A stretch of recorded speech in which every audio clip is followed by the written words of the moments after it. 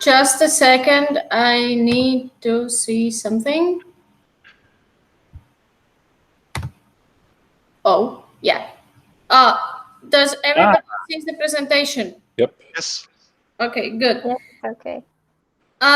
First of all, I would like to ask you guys to find in a Facebook, I made a post with 2 videos.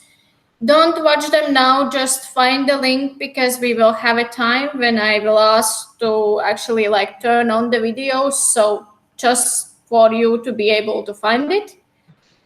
And I will just set the time so I know like what is going on when I'm presenting. And yes, okay.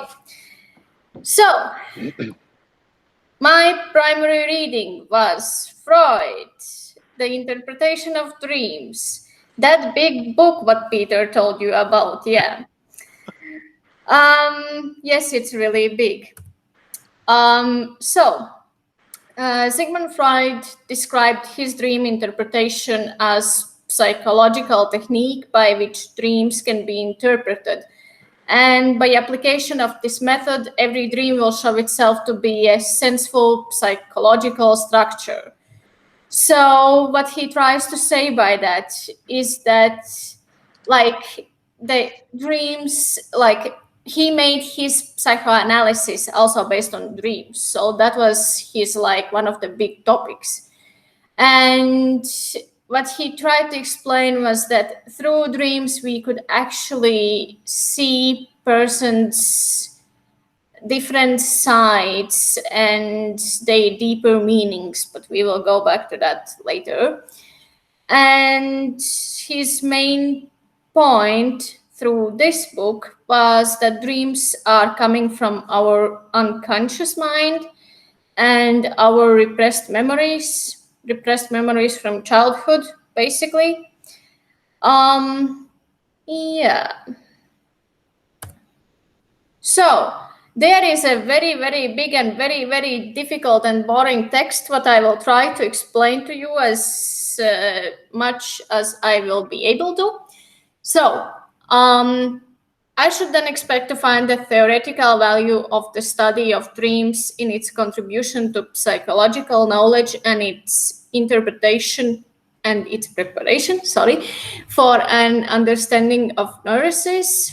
Who can foresee the importance of a thorough knowledge of the structure and activities of the psychic apparatus when even our present state of knowledge produces a happy therapeutic influence in the curable forms of the psychoneurosis? He actually, like, by going away from the reading, what he was trying to find out is what kind of neuroses and what kind of causes are based, like where dreams are coming from based on stimulus and everything else. And he was trying to find also the practical value of all that. What about the practical value of such study, someone may ask, for psychic knowledge and for the discovering of the secret characteristics of individual character. But he tried in his psychoanalysis and also in his interpretations is also to see the value of dreams and how they could be related to our everyday life. So he was not feeling justified by answering these questions. He kind of felt that it was his purpose to actually find an answers to them. That he believed, however, that all the events the Roman emperor was in the wrong who ordered one of his subjects executed because the latter dreamt that he had killed the emperor. He should first have discovered the significance of the dream. Most probably it was not what it seemed to be. And he was talking about that some dreams are more violent than others, and all the violence, of course, comes from sexual arousement and our deepest desired wishes. So as he says also in this reading, I'm therefore of the opinion that it is best to accord freedom to dreams, whether any reality is to be attributed to the unconscious wishes, and in what sense, I'm not prepared to say offhand. Reality must naturally be denied to all transition and intermediate thoughts. If we had before us the unconscious wishes brought to their last and truest expression, we should still do well to remember that more than one single form of existence must be ascribed to the psychic reality. Action and the conscious expression of thought mostly is based on practical need of judging a man's character. And of course, also he was the one who was saying that everything basically is based on our everyday's life. The explanation of that is that if I was eating cheese sandwich for a breakfast, then I will dream about it in the next night's sleep. So in any case, he was very, very certain that that is our unconscious mind what plays the memories. And also he believed that all the dreams are coming from our unconsciousness where the memories are repressed. So if we don't want to remember something, or we think that something is completely wrong in our everyday, then we will see it in a dream, because consciousness kind of gets loose and the unconscious mind comes in, and that is kind of replacing our thoughts and like overly believed values. And yeah, I will just read the last paragraph of the reading, because as you can see, I'm trying to scroll over it because some of the parts are like really hard to explain, and we all are after 3 presentations. So, and how about the value of the dream for a knowledge of the future? That, of course, we cannot consider. One feels inclined to substitute for a knowledge of the past. For the dream originates from the past in every sense. To be sure, the ancient belief that the dream reveals the future is not entirely devoid of truth. By representing to us a wish as fulfilled, the dream certainly leads us into the future. But this future taken by dreamer as present has been formed into the likeness of that past by indestructible wish. In other words, explaining in the history, the Asians believed that dreams are the source of the foreseeing future. And afterwards, the philosophers kind of went against it, because they found the theories that they are actually based on our past. So, yeah. And by reading all that reading and understanding what it says and analyzing what it says, actually, my research question for the paper and for this presentation is as follows: to find out how the unconscious mind reflects on our dreams and in what way this process affects us. Just to explain more, I'm trying to look at how the part of mind which we cannot control affects our development of our dreams. I'm also looking at how our dreams and unconscious mind influences our daily life or waking state, what you will hear me saying quite often.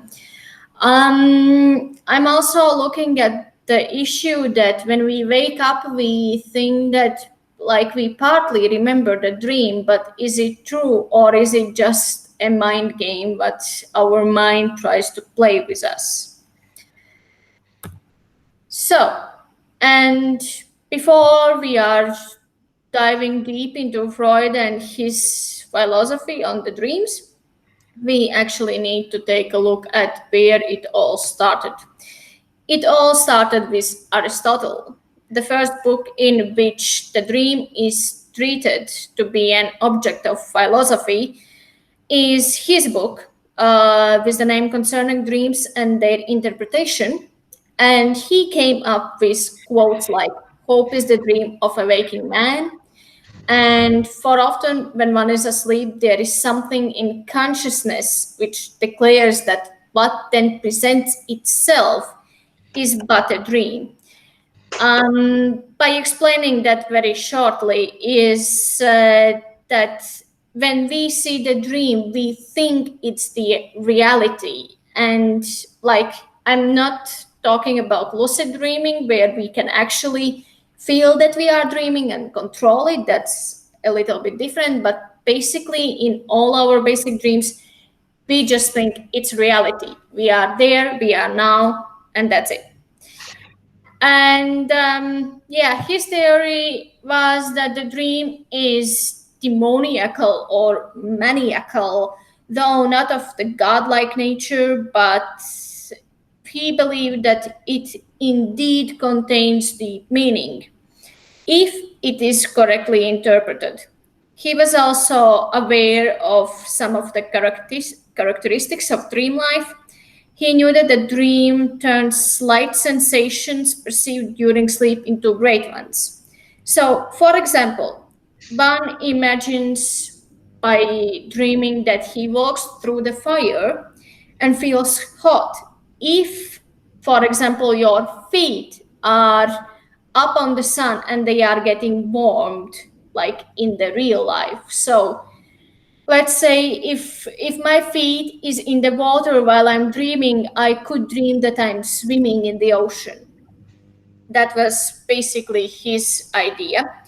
By the fact, Freud in his book was actually discussing a little bit of Aristotle and his perspective. So I would say that Freud partly developed his theory based on Aristotle, but just partly. So I will call them that they agree on the same topic, more or less. Also because Freud came obviously after Aristotle. So, but yeah, let's get back to Freud and see what did he believed on. Just before we actually discuss interpretation of dreams, it is kind of important to say that he based his dream research on his close friends and patients because he was a psychiatric. So, yeah, okay, he treated people. It's been a long day, sorry. Yeah. But yeah, and potential biases to actually his approach would be that the target group where he made his research on, it was not so big. And also other people already kind of denied all his ideas just based on this factor that, oh, but if I am making a research on 5 people, does that mean that I have a valuable point of life?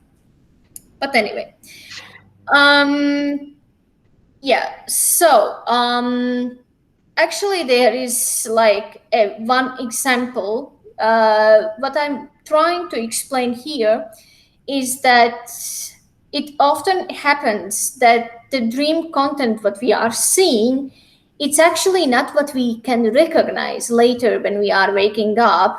For example, like if you see yourself speaking Chinese in your dream and you wake up, you don't know any Chinese. But sometimes you can get like sure that, oh, you spoke in the right way. And then you start to believe that dream doesn't come actually from your own experience, but it comes like it has some kind of mind of its own.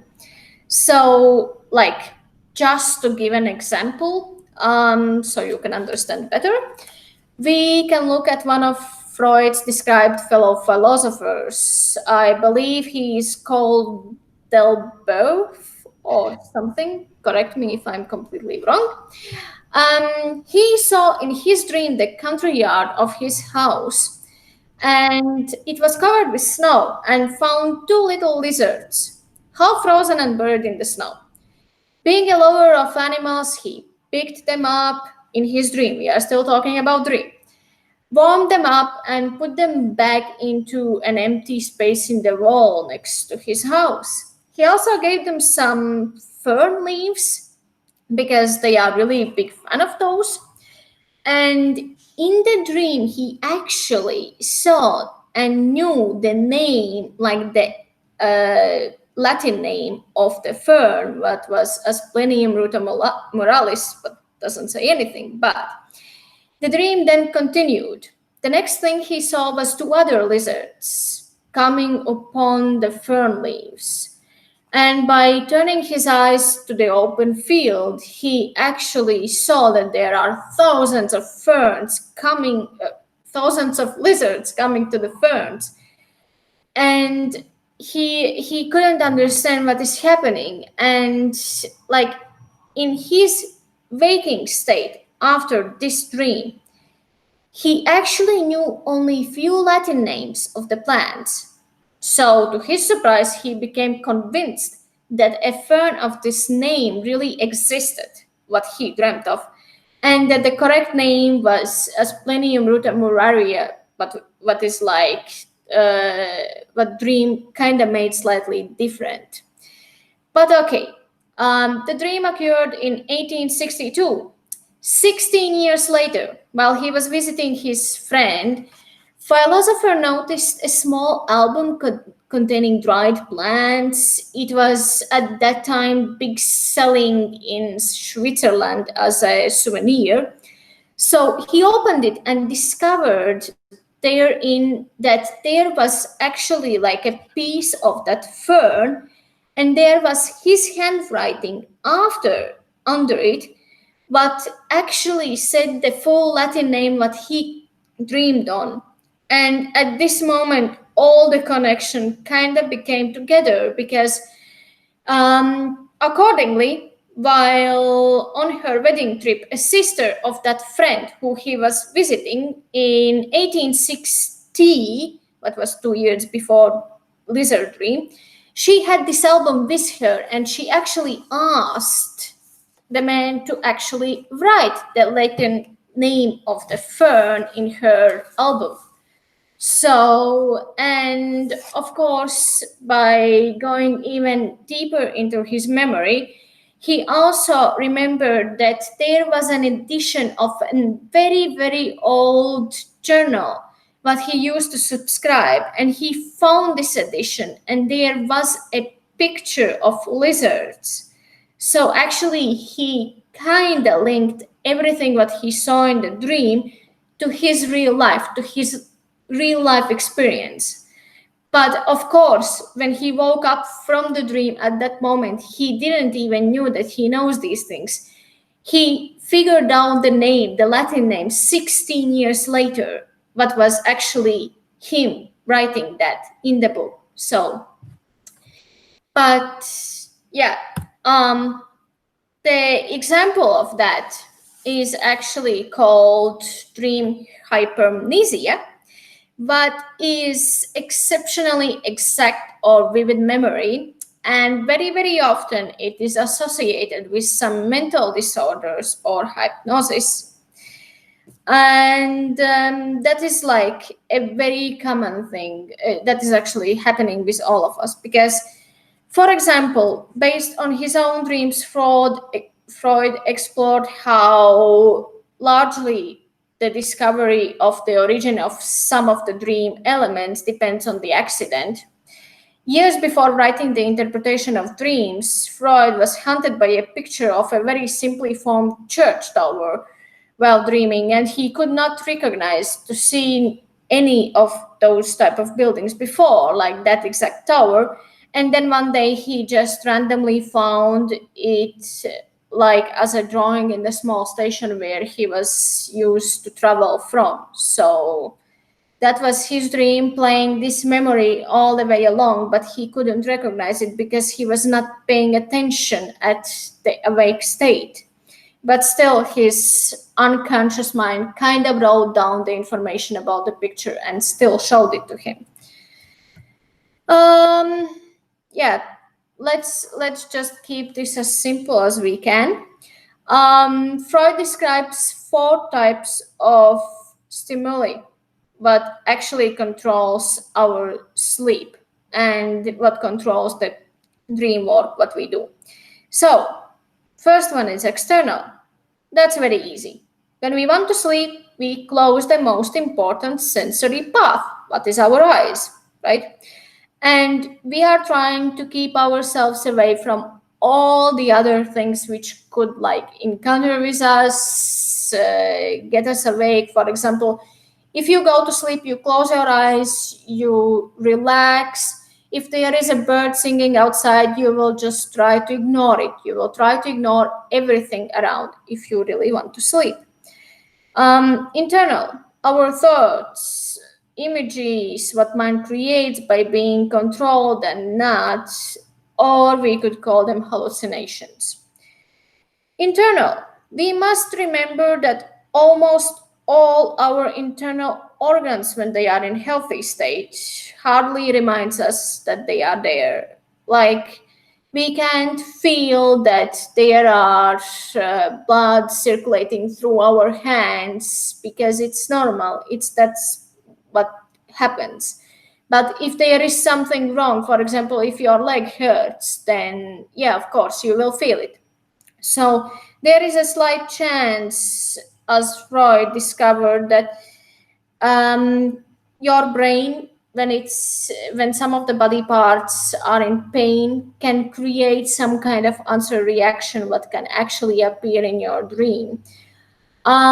Typically, more of these dreams, like the pain appearing in dreams, is related to healing process because your body wants to protect you in your dreams. So that's very weird. I haven't been like making a big research out of that, but yeah.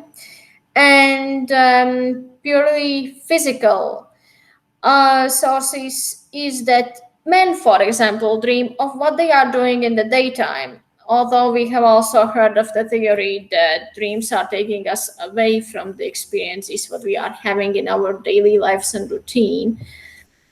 But there is also a research what finds out that men typically will dream about things what they have seen and what they have around them, and then women on the other hand will typically dream about things which they are thinking about and what they desire of and all that.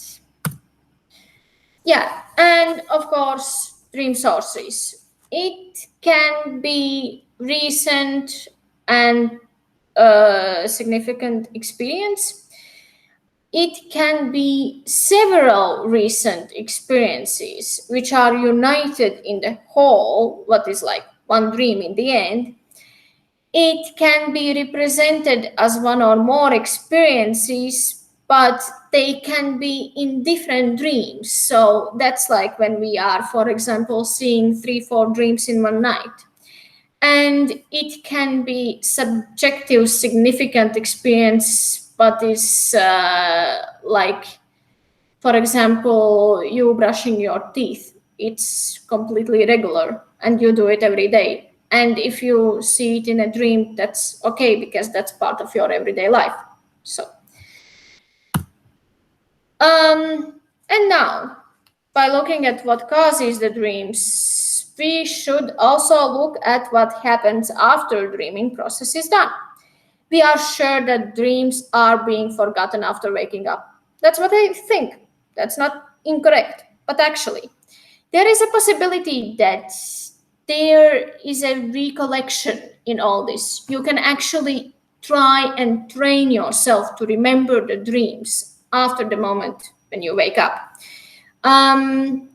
Sometimes we say that we didn't dream of anything because you have a complete blackout in the night and you wake up and you are completely sure you didn't dream at all.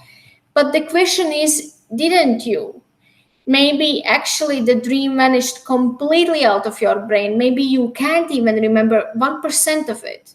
But then what did you saw and how you can relate in your daily life if your brain is so powerful that it can just make the dream disappear? So yeah, But actually, for Freud, the best sleep for him was the one where he was not dreaming. He actually didn't believe the dreams at all as being necessary part of sleep.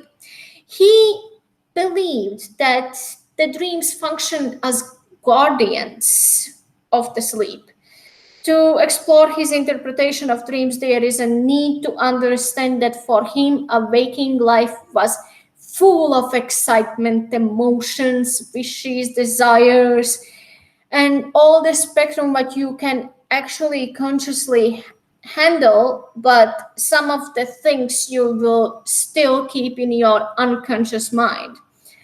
And of course, for him, all the feelings and thoughts which were not accepted by all society, they needed to be repressed. And he believed that they are being repressed in unconscious mind. And as I said before, the unconscious mind is the one that actually regulates your dream work. So it's time to wake up. There is a video one on Facebook under the thing what I posted. I would like you to open that first link under video one and actually watch it. It's very short video, I think 2 minutes. And yeah, then we can be back in here when you are done with that.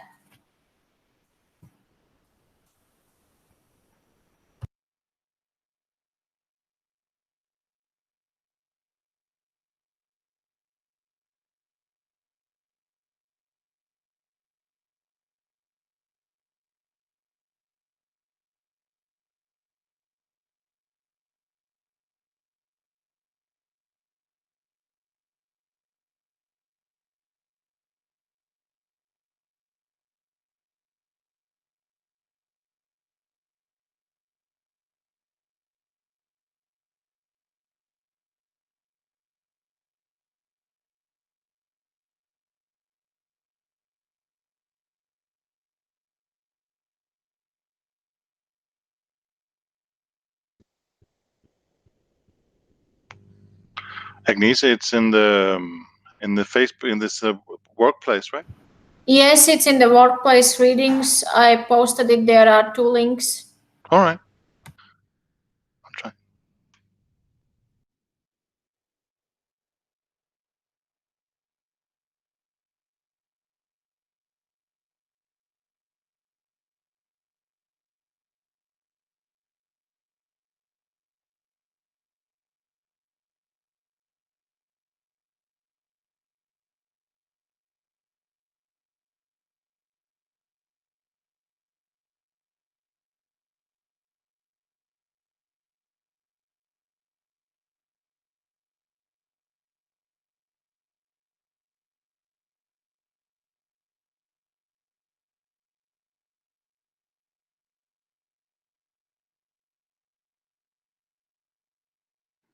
We should watch just the first video right now?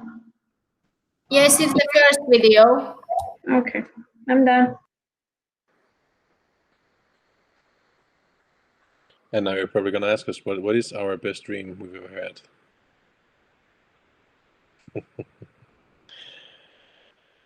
No.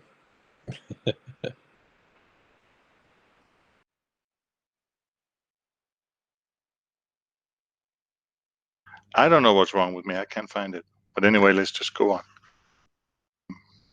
Something, I don't know if my browser don't update or something, but Try to refresh the group when you go there, just to refresh the page.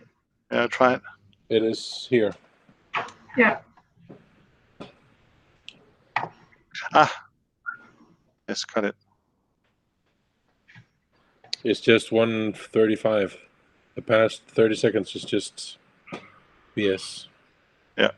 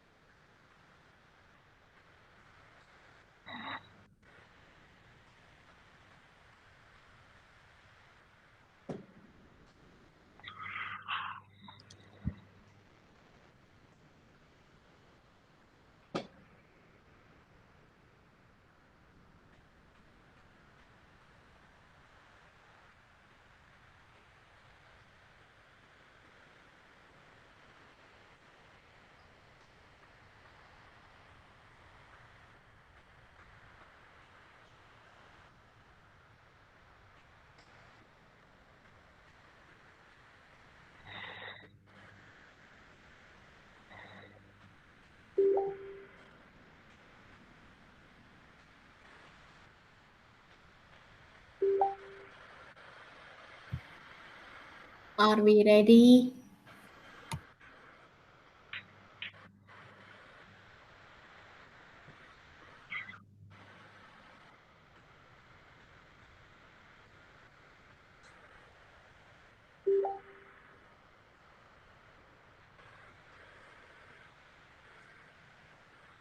Bam.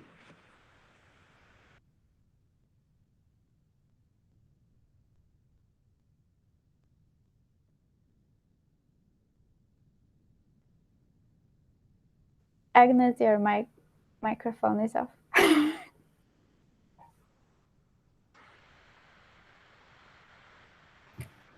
That happens. Here we go.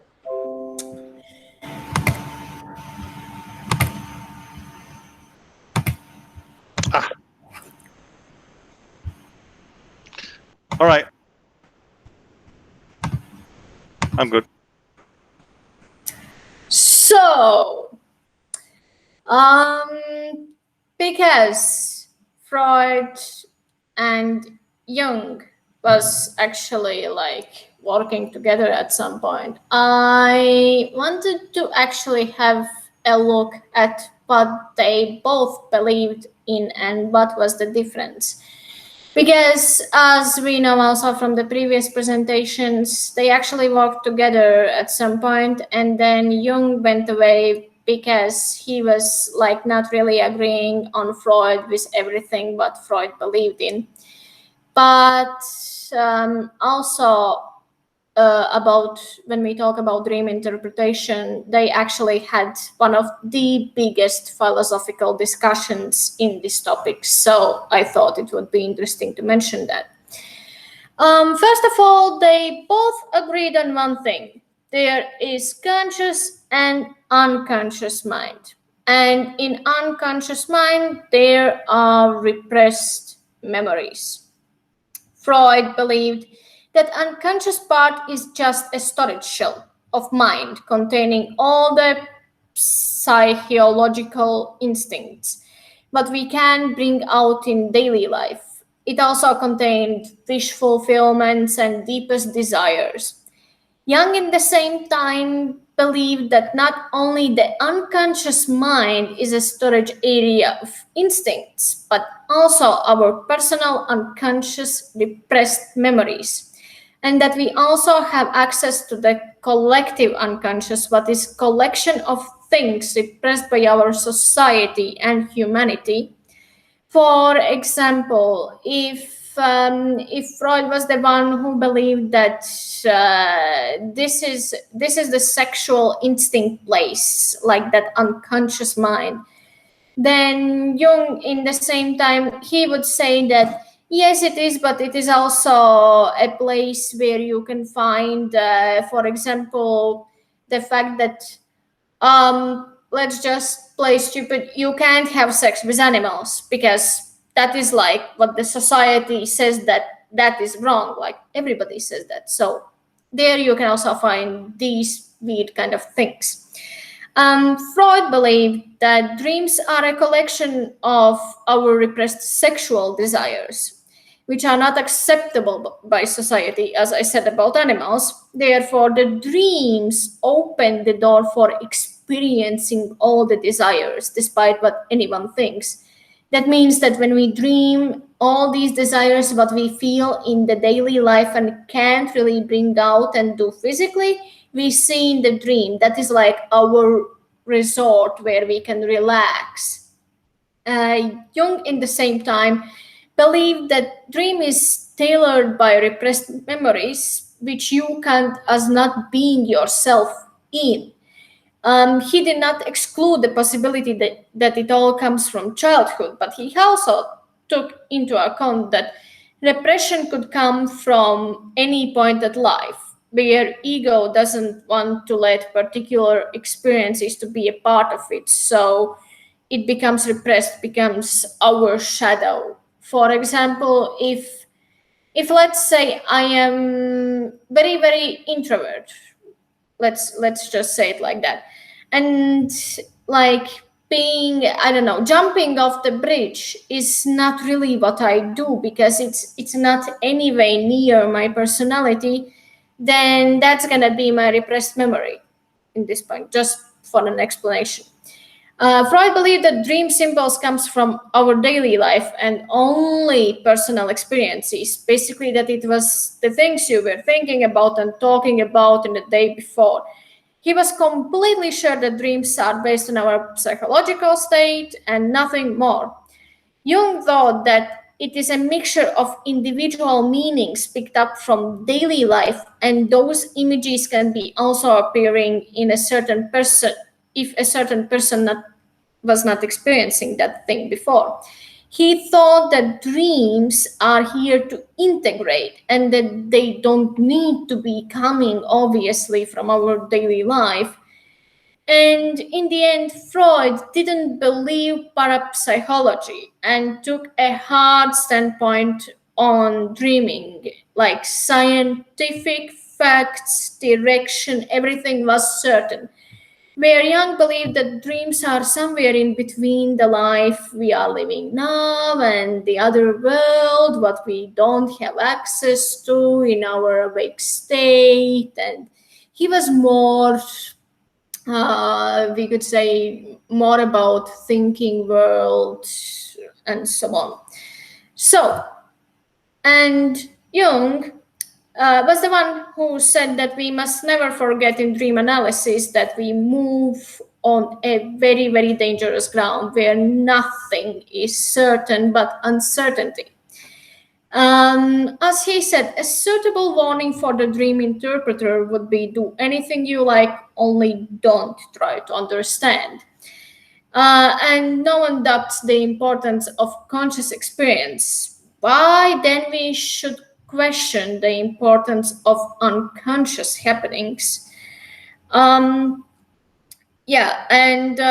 was also, with all the seriousness, he thought that dreams need to be one of the main factors of how he should help people, also by treating them psychologically and so on.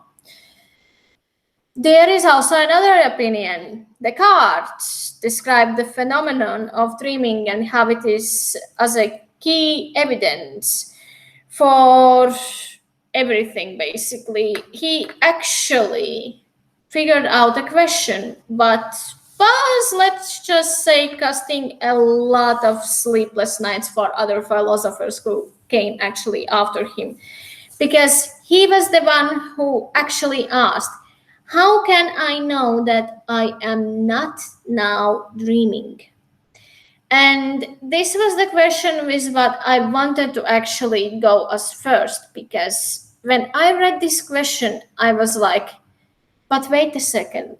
How can I know that I'm not dreaming? Because when I see a dream, I feel that that's the life reality where I am in right now. So, like, for most of the dreams, as I'm saying again, I'm not talking about control of dreams or anything in here, but like the most normal dreams. When we dream, we think, okay, here am I now, and like what is going to happen? And in the same time, sometimes you have so realistic dreams that you wake up and you are like, oh my God, was I sleeping? So after this question, actually, all the other philosophers, they were trying to go around the same topic because they were trying to either prove that you can distinguish between being awake and being asleep, or you can't, and all your life is basically just a vision or something like that. And that at some point comes with a bit different point of view, because he doesn't try to distinguish between being awake and being asleep, what Freud kind of does. John Locke suggested that we almost always have a self in dreams, though the self can sometimes be younger or older, or slightly different. Maybe we can change generation, because actually, I will say from my personal experience right now, I never remembered that by being in a dream, I looked in the mirror. So how actually can I be sure that I am dreaming and I'm in my own body? Maybe it's slightly different. Maybe I am an animal. Maybe I am a man in a dream. I mean, nobody knows as long as you don't look in the mirror while you are dreaming. Locke also rejected the idea of dreaming during the sleep. He was still like on the fact that you dream when you sleep, but he was more of the fact that he tried to prove that you remember more of the dream than you think. If you remember more, then dream is also coming into your awakened state. And also in some ways he tried to put the dream like over the two states, like the sleeping state and the awake state. The dream was everywhere. So in the same time, in some kind of directions, he was going like on agreeing side on the card, because he was also like, could we distinguish between being awake and being asleep? Yeah, we could, but should we? And how can we? And so many questions. And just to sum up everything, scientific evidence from sleep and dream research can meaningfully inform the philosophical discussion, and it has been done in the past. So people have been analyzing other people based on their dreams, because they really believe that dreams are coming from somewhere unconscious. If you know how to treat unconscious, you know how to treat person. If you know how to control his uncontrollable emotions, desires, then you basically have a power over people. That's what typically the people are trying to really find out. Discussion of dreaming has also often functioned as a lens on a broader questions. For example, knowledge, morality, consciousness, and self. Like, what is that? What we are in the daily life, and can it affect people? Like, I also read a research about, are more intellectual people dream better dreams, and are those dreams more interesting? And there is a proven fact that yes, if you have a higher IQ, you can get much more diverse dreams. But then it's again the call of interpretation, because maybe for somebody, if he can see the field of flowers in 100 colors, then that's diversity for him. And for other one, if you can see a land with dragons, with fire, with dogs, with everything what you can imagine in one place, then that's going to be the diversity for him. So that's again question. And I will just try to explain my point of view right now. First of all, I do not 100% agree to Freud. I know that a lot of our daily emotions, daily wishes, everything is based on this animal factor. I know that. We are here to reproduce. I completely agree to that. I don't really agree on the fact that, as he said, that also for small children, that they are developing their sexuality from very, very early stage and everything. Like, I mean, I can't remember myself in 3 years to think about like what is my sexuality and dream about it. So like there I'm like really, really trying not to agree to him. I am actually more agreeing on Jung in this perspective, because Jung I think he thinks a little bit more broad. He tries to get like different opinions into his work. But again, like we also discussed before, Freud, it is not a one current opinion what he has. It depends on the works what you look at. And also I'm very, very like concerned when it comes to his opinion, because I know his theories can definitely blow your mind. And definitely the world changed after him, because he was the one who actually started to talk about sexuality, and we kind of felt like we can be more free after his time.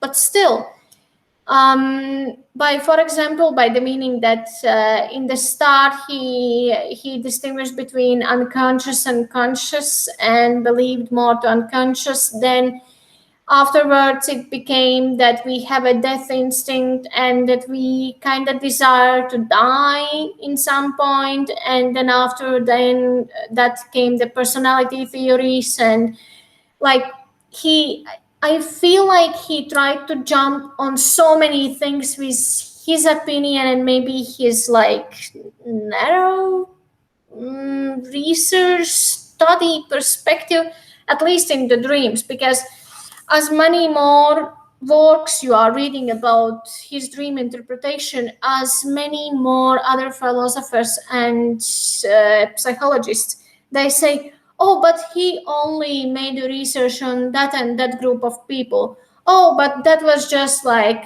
his girlfriend, his loved one, and other like few patients of his, where he made a whole book on that. And I still think it's a good book. I still think he's extremely excellent philosopher, but I'm just not 100% agreeing.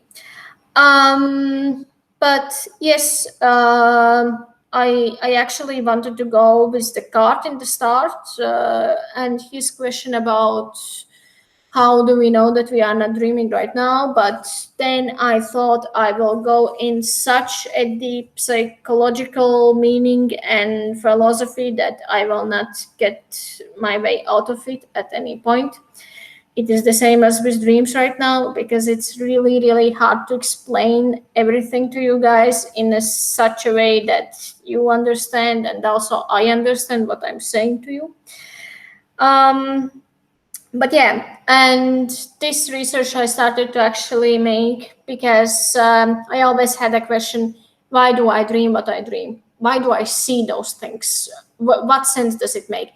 Now, by looking at everything, I know that the dreams comes from some kind of historical thing from our own experience. But like sometimes it's just so weird that you think like, oh my God, I can't recall like I saw something like that in the daily life or experience something like that. And why do I see that? And also because I wanted to know how actually powerful our mind is. Recently, I experienced dream paralysis, what was extremely interesting for a person who never experienced anything like that before. And I started to make an interest of how is it happening, and how it can be that if I'm between the dream stage and the awake stage, I physically can't move anything. And apparently it is possible. And it is very common, but still, like, how can our brain function in such a way that, like, basically all our body is actually a reflection on our brain? And if those all processes happens in there, like, what can we do? But yeah, that's like a little bit around the topic. And now I think it's the time for the last video.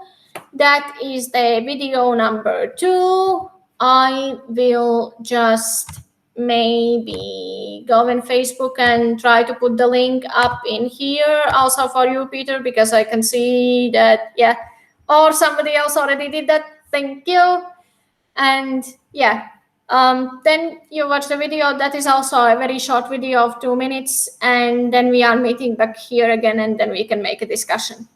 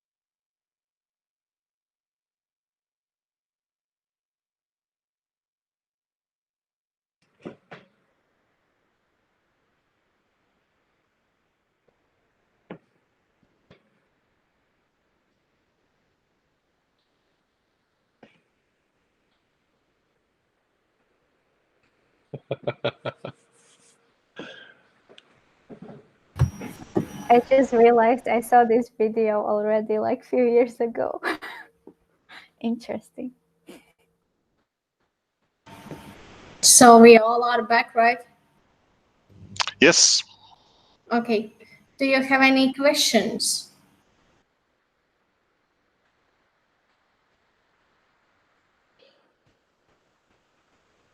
Comments?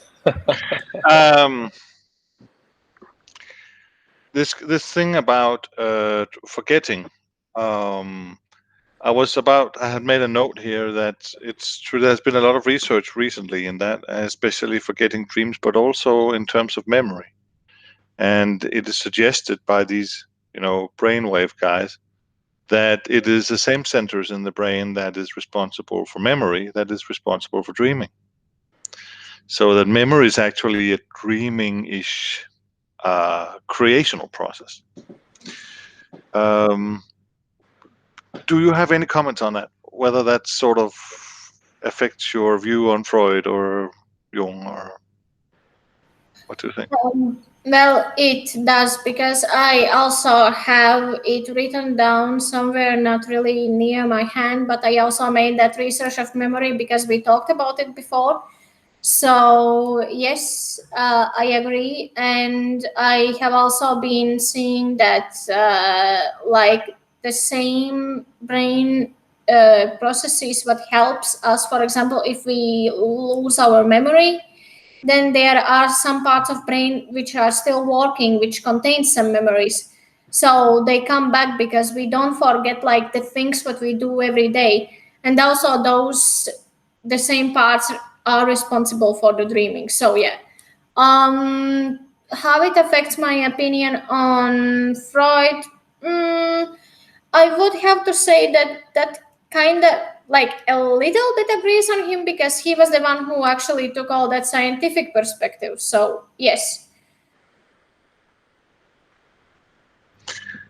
I can't help it. I have to tease you a little.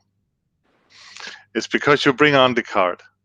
And then the dream example from Descartes' meditations always make most people I know think of the Matrix, right? So, and I think, suppose the following: the world that is things is not in color. They don't make sound, but it reflects and refracts waves.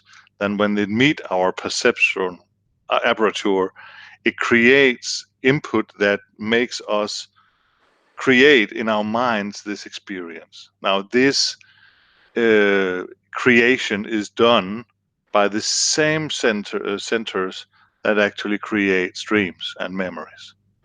So the answer to Descartes is, when he says, how can we know that we're not living in a dream? The answer is, we do. We are not in the real world. We are in a world that is protected and created by our mind in order to make us behave optimally and reproduce and survive optimally in the world. But it's a really, I don't know about you, I think this is a really scary way of thinking. But it follows, or it could be said to follow, from this line of thinking. Yep. All right, then.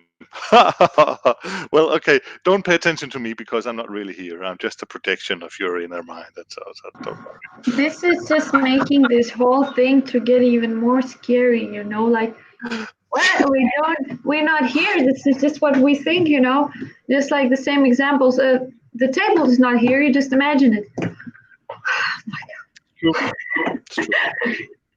I would say that following part of what you just said, Peter, and also what I said a few times today, we humans are the only animal on planet Earth that actually are registered to actually analyze and behave accordingly to our surroundings.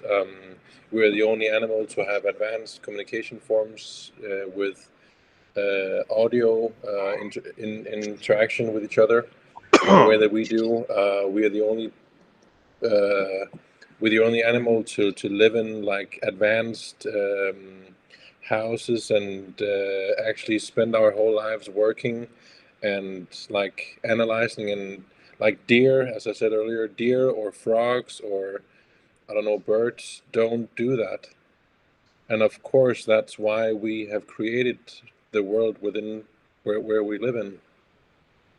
And we do, as you say, we optimize our brains into creating this fictional thing that we call life or the world or the universe. Because I don't think that a frog is aware that he lives on planet Earth, which is a rock flying through space, through infinite universe. He doesn't know that. Neither does a deer or a dog. No.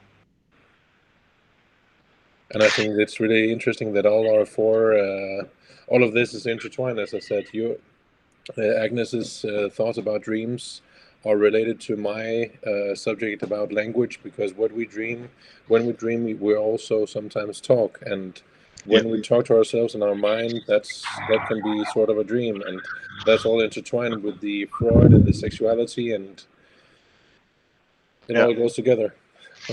And still the world has a tendency of disappearing. And I just was thinking, most philosophers, there's a few exceptions, but most philosophers had been highly alert that the universe doesn't care whether we think it disappears or not. I mean, No. so they take it, most of them, as a sign that there's something wrong with our theory somewhere. Something was, we made a wrong turn, we make a false assumption, something. And then that happened with Descartes, for instance. It happened with Husserl. They all ended there. David Hume. And they all went back and said, "Yeah, what the? There must be something wrong in what I did, in order to." And not everybody came up with an answer, but I was just thinking it's a good way of thinking about it, because it could lead to an existential crisis. I'm all alone in the world, and I don't have any other people around me or anything. But remember that perhaps it's because we are a little bit wrong. Could be. I personally, I believe that you are here. I'm not here because this is my computer screen, but you know what I mean. I think no matter how you attack it, you still have to remember that all theories and psychoanalysis and therapists and all that are a product of what the human mind has thought up.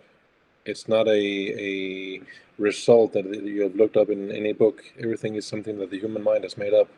No, true. The universe is here because we can see it, we can feel it. I know that I'm not dreaming because I can pinch my arm and it hurts. And I can see a frog, I can touch a frog, I can fucking lick a frog if I want to. I agree, Jimmy. The problem is the moment we can agree that the universe is here. Yeah. But then the moment we ask what it is, Yeah. we're very often back with this problem that we can't really figure out that it is here. Yeah, really. But Because also, either it becomes all consciousness or it's all atoms. But it's as Gabia said, it's a table. yeah, It's not a set of, perhaps it is a set of atoms, but it doesn't appear as a set of atoms to me. It appears as a dining table. exactly. So come on, guys. That leads on the joke that was going on in the start of Corona, that there was this social distance going on, and technically, since atoms never touch, we always keep a social distance because we never actually touch. Oh, that's true. Yeah. Okay, I think we'll turn off the recorder and then we can give some feedback. I think I just make a final comment. I also made it in the notes. There was, based on a poem by Edgar Allan Poe in about 1860, 70 something, a discussion of whether you can dream that you dream. And what would the ontological status of the dream within a dream be? Like an illusion within an illusion. It's sort of what the. Just want to mention that a lot of authors and creators have been made a huge fuss over this. All right, I'll stop the recording here.